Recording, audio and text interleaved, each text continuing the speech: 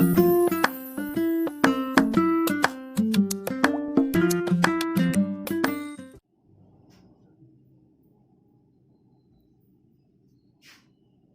Everyone.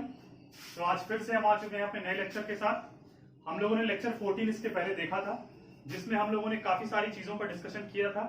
हम लोगों ने एक नया टॉपिक स्टार्ट किया था जो है फॉरेन एक्सचेंज रेट। ठीक है, हम लोगों ने जब फॉरेन एक्सचेंज रेट स्टार्ट किया उसके पहले हम लोगों ने बजट वगैरह सारी चीजें कवर की थी। और फॉरेन एक्सचेंज रेट में हम लोगों ने बात किया था कि फॉरेन एक्सचेंज क्या होता है, फॉरेन एक्सचेंज रेट क्या है। फॉरेन एक्सचेंज रेट के बाद मैंने आप लोग को बताया था कि करेंसी डेप्रिसिएशन क्या है, करेंसी कब अप्रिशिएट करती है, किस तरीके से क्या होता है। ठीक है, उसके बाद मैंने आपको बताया था कि बोर्ड के लिए एक बहुत ही इंपॉर्टेंट एक टॉपिक है जो कि क्वेश्चंस आते हैं जिस चीज पर, जिसमें मैंने बताया था कि डिमांड फॉर फॉरेन एक्सचेंज क्या होगा, सप्लाई फॉर फॉरेन एक्सचेंज क्या होगा। और उसके बाद मैंने आपको बताया था कि कहां पे इक्विलिब्रियम पोजीशन मिलेगा जहां पर हम डिमांड और सप्लाई, जहां पर हमने देखा था कि डिमांड और सप्लाई दूसरे को क्या कर रही थी, इंटरसेक्ट कर रही थी। तो अगर जिसने पिछला वीडियो नहीं देखा है, काफी इंपॉर्टेंट है क्लास 12th के बोर्ड के पॉइंट ऑफ व्यू से, मैं डिस्क्रिप्शन बॉक्स में वो वीडियो का लिंक डाल दूंगा, आप जरूर उसको देखिए और उसके बाद आप इस वीडियो को जरूर देखिए। ठीक है, और मैंने जाते जाते ये बात कही थी कि मैं जब नया वीडियो लेकर के आऊंगा तो मैं types of foreign exchange rates पर बात करूंगा। ठीक है, तो जैसा कि मैंने कहा था, आज मैं अपने लेक्चर 15 के साथ आ चुका हूं और टॉपिक का नाम है types of foreign exchange rate. Types of foreign exchange rate system कह सकते हैं, types of foreign exchange rate system, जिसको आप रखिए फॉरेन एक्सचेंज रेट। ठीक है, फॉरेन एक्सचेंज रेट सिस्टम। अब इसमें हम लोग टाइप्स बात करेंगे, किस किस तरीके से फॉरेन एक्सचेंज होता है, कौन कौन है जो उसमें क्या करता है, अपना अपना रोल प्ले करता है, कैसे क्या होता है। आज हम इन चीजों को समझने की कोशिश करेंगे। अच्छा, टाइप्स का मतलब क्या हुआ, तरीके ना कि किस किस तरीके से हम अपना फॉरेन एक्सचेंज कर सकते हैं, किस तरीके से हम अपने करेंसी को दूसरे की करेंसी से अदल बदल सकते हैं, यही बात हम लोगों ने की थी। आम भाषा में मैं अगर कहूं तो फॉरेन एक्सचेंज का मतलब हम लोगों ने क्या कहा था, फॉरेन एक्सचेंज का मतलब यही कहा था कि जो अपने देश की करेंसी है उसके अलावा जो भी बाहर देश की करेंसीज हैं वो सब हम लोग के लिए फॉरेन एक्सचेंज है। हमारे देश की डोमेस्टिक करेंसी को छोड़ के जो भी करेंसीज पूरे वर्ल्ड में अलग अलग चलती हैं वो सब हम लोगों के लिए फॉरेन एक्सचेंज है। मैंने ऐसा कुछ कहा था। अब हम अगर इससे टाइप्स की बात करें तो देखिए, वैसे तो ये अभी का टॉपिक नहीं है, जब मैं मनी पढ़ाऊंगा तो काफी डिटेल में इस पे बात करूंगा। लेकिन हम क्या चाहते हैं कि एक स्टैंडर्ड यूनिट हमको मिल जाए, जिस स्टैंडर्ड यूनिट से हम क्या कर सकें, हम फॉरेन एक्सचेंज या कोई भी एक्सचेंज कर सकें। ठीक है, आप लोग को शायद याद होगा बार्टर सिस्टम काफी पहले चलता था, जिसमें क्या होता था, कमोडिटी के बदले कमोडिटी का ट्रांसफर होता था। जब मैं मनी बताऊंगा तो मैं इन चीजों पे और डिटेल में डिस्कशन करूंगा। लेकिन उसी तरीके से हम क्या चाह रहे हैं, हम चाह रहे हैं टाइप्स में भी कि कोई कॉमन यूनिट, कोई स्टैंडर्ड यूनिट मिल जाए जिससे कि हम क्या करें, फॉरेन एक्सचेंज कर पाए, अपने एक्सचेंज रेट को फिक्स कर पाए, उसी तरीके से हम एक्सचेंज कर पाए। हम ये कोशिश करते हैं, तरीका यही हुआ। तो उस तरीकों में, उस टाइप्स में सबसे पहला टाइप जो आता है उसका नाम है fixed exchange rate system. Fixed exchange rate system, ये नाम से ही कुछ पता चल रहा है कि कुछ फिक्स्ड है, यानी क्या है, एक्सचेंज रेट फिक्स करने की बात हो रही है। और कौन फिक्स करेगा, जब हम फिक्स्ड एक्सचेंज रेट सिस्टम की बात करते हैं तो हम हमेशा ये कहते हैं कि ये मैनेज किया जाता है बाय द गवर्नमेंट। यानी गवर्नमेंट जब एक्सचेंज रेट को फिक्स करती है तो उस एक्सचेंज रेट सिस्टम को हम लोग कहते हैं फिक्स्ड एक्सचेंज रेट सिस्टम। यानी कि कोई एक दूसरा एक्सचेंज रेट सिस्टम होगा जो गवर्नमेंट नहीं फिक्स कर रही होगी, कोई और कर रहा होगा। समझ में आ रही होगी इतनी बात। लेकिन अभी वो दूसरे टाइप पे हम लोग आएंगे, उसके पहले हम लोग जब देखें फिक्स्ड एक्सचेंज रेट सिस्टम, वो सिस्टम जो गवर्नमेंट फिक्स करती है, उसमें अब हम लोग देखते हैं कि उसके अंदर क्या क्या चीजें, किस तरीके की स्टैंडर्ड सिस्टम की जो मैं बात कर रहा हूं, एक स्टैंडर्ड यूनिट की जो मैं बात कर रहा हूं, किस तरीके से मैं उसकी बात कर रहा हूं। पहला, गोल्ड स्टैंडर्ड सिस्टम। हम लोगों ने तय कर लिया कि अगर मैं इंडिया का हूं तो मेरा तो करेंसी रुपीज में होगा। एग्जांपल के तौर पे मैं बात कर रहा हूं, अगर कोई यूके में है तो वो पाउंड में अपना करेंसी उसका पाउंड में होगा, यानी वो जब एक्सचेंज हमसे करेगा तो रुपए और पाउंड का क्या होगा, एक्सचेंज रेट होगा। उसी तरीके से अगर कोई यूएस का है तो रुपए और डॉलर में हम लोग बात करेंगे, हम एक्सचेंज करेंगे। यानी कि हम क्या समझ रहे हैं, हमने देखा कि सबकी अलग अलग करेंसीज चेंज हुई और हमने क्या किया, हम कहीं दिनार देते हैं, कहीं पे पाउंड देते हैं, कहीं पे डॉलर में बात करते हैं। यानी कोई एक कॉमन स्टैंडर्ड यूनिट हमको नहीं मिल रहा था। तो हम लोगों ने क्या कहा, हम लोगों ने कहा कि हम लोग एक गोल्ड के रूप में एक क्या करें, एक स्टैंडर्ड मेजरमेंट करने के लिए एक स्टैंडर्ड यूनिट मान लें, जिसमें हम क्या करें, अपने अपने करेंसीज को मेजर करें। ठीक है, एग्जांपल के तौर पे अगर हम कहें कि यूके की अगर हम बात करें, ठीक है, यूके और यूएस को अगर हम ले लें, यूके और यूएसए को अगर हम ले लें, तो यूके हम जानते हैं कि पाउंड में क्या होता है, पाउंड में हम लोग उनकी करेंसीज पाउंड में होती है। उसी तरीके से यूएस की क्या होती है, डॉलर में होती है, ये बात हम लोग जानते हैं।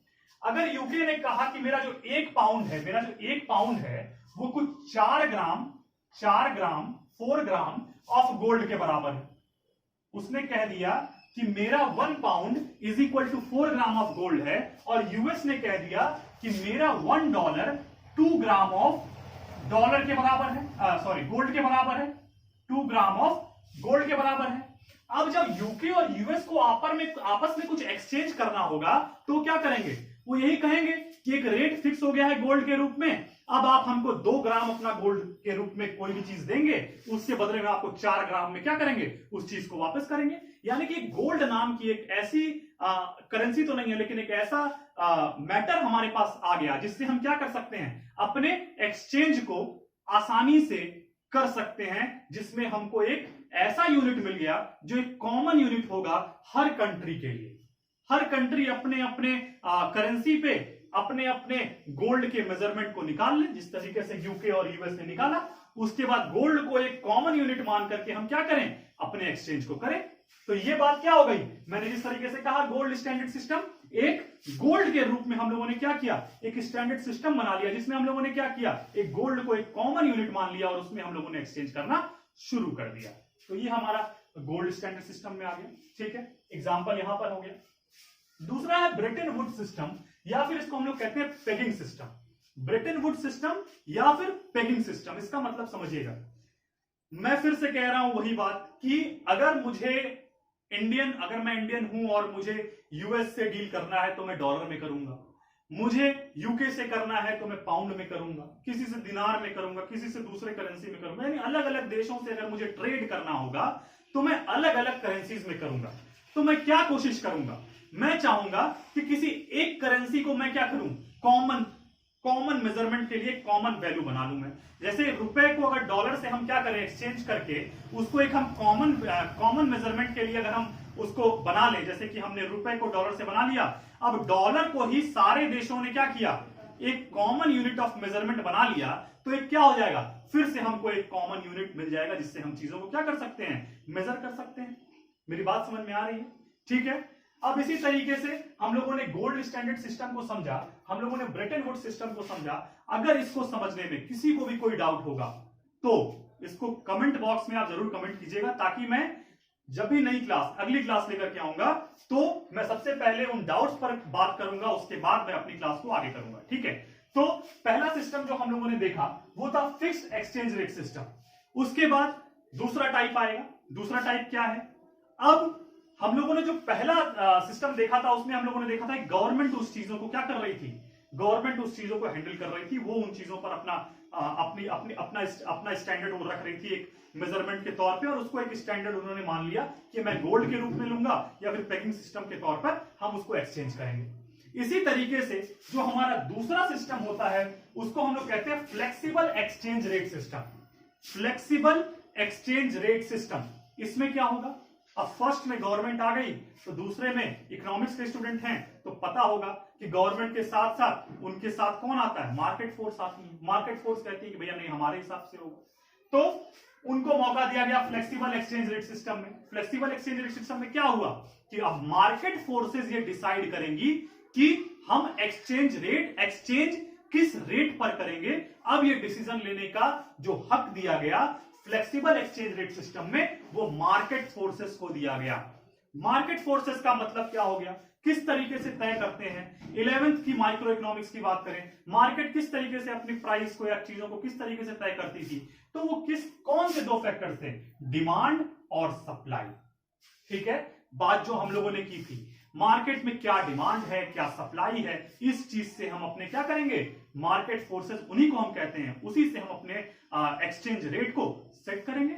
मार्केट फोर्सेस अपने डिमांड और सप्लाई को देखते हुए अपने फॉरेन एक्सचेंज को सेट करती हैं, उसको सब कुछ करती हैं। ठीक है, यानी हम लोगों ने देख लिया फिक्स्ड एक्सचेंज रेट सिस्टम क्या है, फ्लेक्सिबल एक्सचेंज रेट सिस्टम क्या है। ठीक है, फ्लेक्सिबल एक्सचेंज रेट सिस्टम को ही एक और सिस्टम कहते हैं, जो इसको हम लोग फ्लेक्सिबल एक्सचेंज रेट सिस्टम कहें या फिर फ्लोटिंग भी हम इसको कह सकते हैं। ठीक है ना, फ्लोटिंग करके अगर क्वेश्चन पेपर में आ जाता है तो इसका मतलब ये नहीं कि कुछ और कह रहा है, आउट ऑफ सिलेबस है, वो फ्लेक्सिबल एक्सचेंज रेट सिस्टम की ही बात कर रहा है, ये बात हमको पता होनी चाहिए।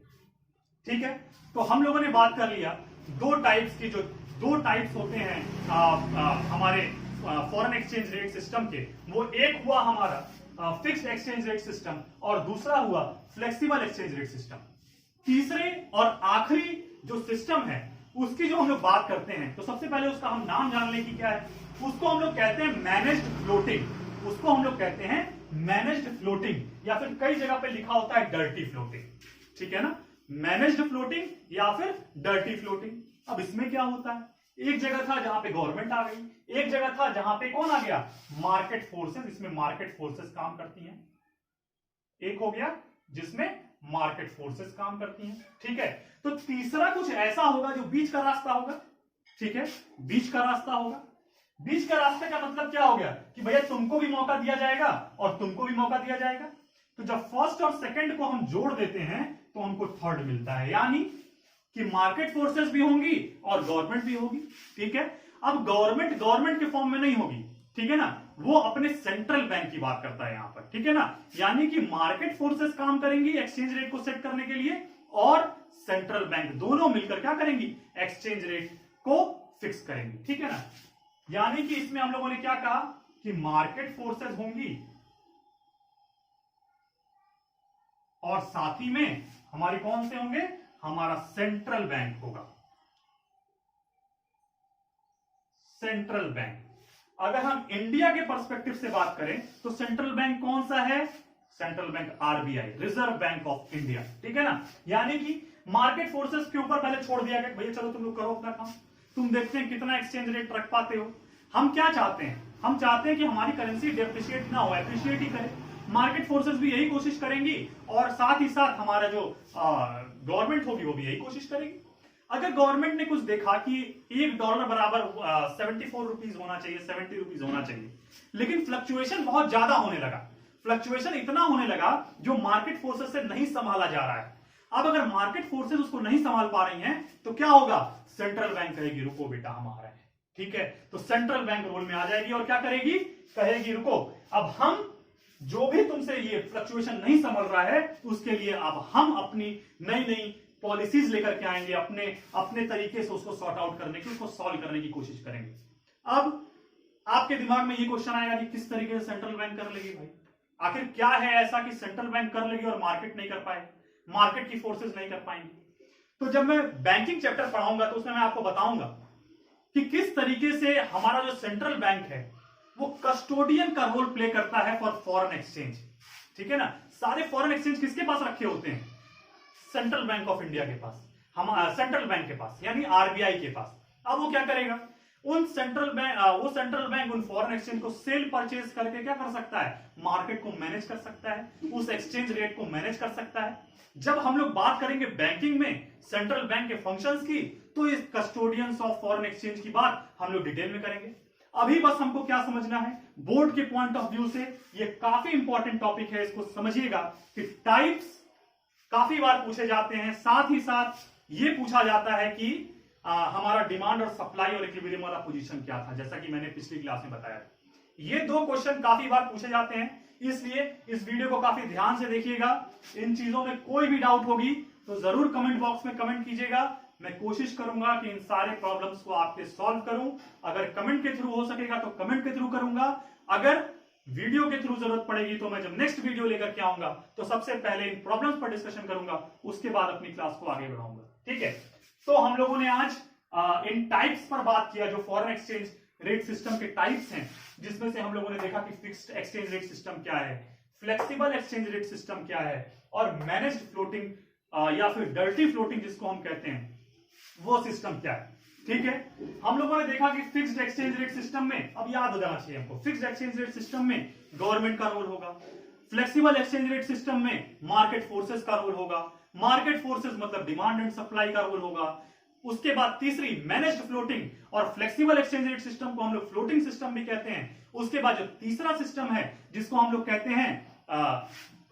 कहते हैं मैनेज्ड फ्लोटिंग या फिर डर्टी फ्लोटिंग, वो हमारी मार्केट फोर्सेस और उनके साथ साथ हमारा सेंट्रल बैंक भी क्या करेगा, ये दोनों मिलके हमारे एक्सचेंज रेट को फिक्स करने की, उस रेट को सही तरीके से फिक्स करने की कोशिश करेंगे। कोई भी फ्लक्चुएशन होगी सेंट्रल बैंक आ जाएगी सामने कि रुको, मार्केट तुमसे नहीं हो पा रहा है, हम करेंगे। ठीक है, मेरी बात समझ में आ रही है? तो ये था मेरा आज का वीडियो, लेक्चर नंबर 15। काफी इंपॉर्टेंट टाइप्स हैं, इन चीजों को देखिएगा। जो भी डाउट हो कमेंट करिए और मेरे वीडियो को ज्यादा से ज्यादा लाइक शेयर करिए, लोगों को चैनल के बारे में बताइए, सब्सक्राइब कराइए। और अगर आपको रेगुलरली ये वीडियो के नोटिफिकेशन चाहिए तो जो राइट साइड में एक हमारा जो बटन आता है, उस चीज को आप क्या कीजिए, जरूर ही उसको आप प्रेस कीजिए ताकि आपको बराबर नोटिफिकेशन मिलती रहे। Thank you.